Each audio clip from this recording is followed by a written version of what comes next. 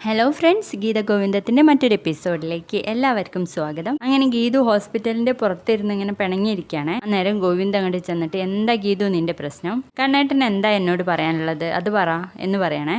അത് പിന്നെ എന്നൊക്കെ പറയുന്നുണ്ട് ഗോവിന്ദ്. എൻ്റെ കൃഷ്ണ, ഞാൻ പറയാൻ ആഗ്രഹിച്ചത് തന്നെയായിരിക്കുമോ? കണ്ണേട്ടന് എന്നോട് പറയാന്നൊക്കെ വിചാരിച്ച് ഗീതു ഇങ്ങനെ നിൽക്കുകയാണേ.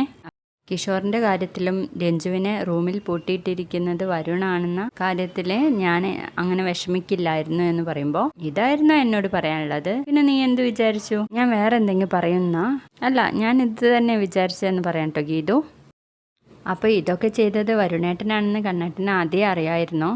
അതല്ല, രാധികാമ്മയെ പ്രതിസ്ഥാനത്ത് കണ്ടപ്പോൾ എനിക്ക് ഭയങ്കര ടെൻഷനായിപ്പോയി. പിന്നെ നീ കൂടി അവിടെ നിന്ന് പോന്നപ്പോൾ ഞാൻ വെറും ഒറ്റപ്പെട്ട പോലെ തോന്നി. അതാ ഞാൻ ഇങ്ങോട്ട് പോന്നതെന്ന് പറയുമ്പോൾ ഇത് നന്നായിട്ട് സന്തോഷിക്കുകയാണ് കേട്ടോ. ഞാനുണ്ടാവും കൂടെ, ഒരിക്കലും ഇട്ടിട്ട് പോവില്ല എന്ന് പറയുമ്പോൾ അതെനിക്ക് മനസ്സിലായി.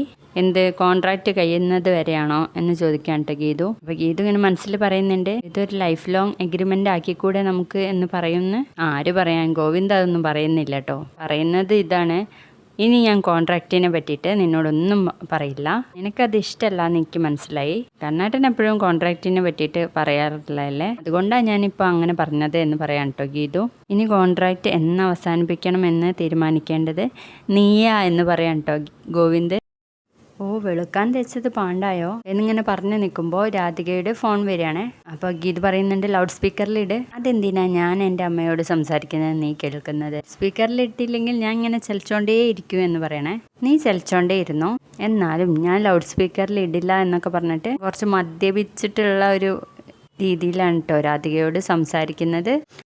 നീ എന്താ കണ്ണാ ഞാൻ വിളിച്ചിട്ട് ഫോൺ എടുക്കാത്തത്? അത് ഞാൻ ഉറങ്ങിപ്പോയി അമ്മേ. നീ ഇന്ന് കുടിച്ചിട്ടുണ്ടോ എന്ന് ചോദിക്കുമ്പോൾ മഹേഷ് നിർബന്ധിച്ചപ്പോൾ കുറച്ച് ഓവറായിപ്പോയി. നീ ഇങ്ങനെ ഉത്തരവാദിത്തം ഇല്ലാതെ നടന്നോ?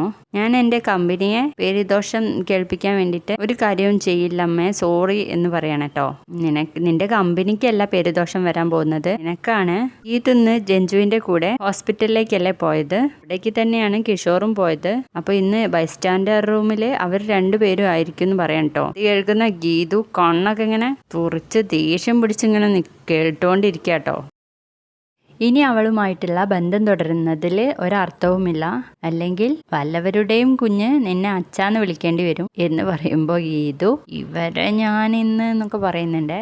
അതിനൊരിക്കലും ഞാൻ സമ്മതിക്കില്ല കണ്ണ എന്ന് പറയുമ്പോൾ ഗോവിന്ദ് പറയുന്നുണ്ട്, മറ്റൊരു സ്ത്രീയിൽ ജനിച്ച ഞാൻ അമ്മയെ എന്ന് വിളിക്കുന്നില്ലേ, അത് വേണ്ട. എനിക്ക് ഒരു ബന്ധമില്ലാത്ത വരുൺ എന്നെ ഏട്ടാന്ന് വിളിക്കുന്നില്ലേ, അതുപോലെ ഗീതുവിൻ്റെ കുട്ടി എന്നെ ചിലപ്പോൾ അച്ഛാന്ന് വിളിക്കും എന്നൊക്കെ പറയുമ്പോൾ ഗീതു മനസ്സിലിങ്ങനെ പറയുന്നുണ്ട്, എനിക്കൊരു കുഞ്ഞുണ്ടാവുന്നുണ്ടെങ്കിൽ അത് നിങ്ങളുടേത് തന്നെ ആയിരിക്കും മനുഷ്യ, അതിനെ ഞാൻ അച്ഛാ എന്ന് തന്നെ വിളിപ്പിക്കും എന്നും പറയുന്നുണ്ട് കേട്ടോ.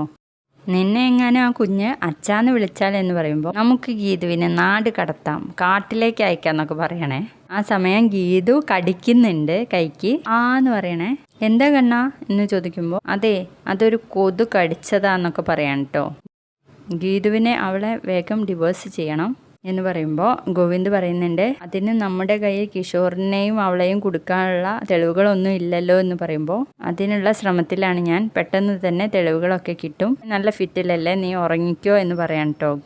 എന്നിട്ട് രാധികാമ്മ ഫോൺ കട്ട് ചെയ്യാണേ. നീ എന്താടി ഇങ്ങനെ കടിക്കാൻ? പൊമനേറിയം പട്ടിയാണോ? നിന്റെ ആ പല്ല് കുത്തി ഇറക്കിയ സൂചി കൊണ്ട് കുത്തി ഇറക്കണ പോലെയാ. അപ്പോൾ ഗീതു പറയുന്നുണ്ട്, പെണ്ണിൻ്റെ ആയുധ പല്ലും നഖവും, അപ്പം നിനക്കെന്താ എന്നെ മാന്തണോ? എന്നിട്ട് വേണം അത് പരാതിയിൽ പറഞ്ഞു നടക്കാൻ.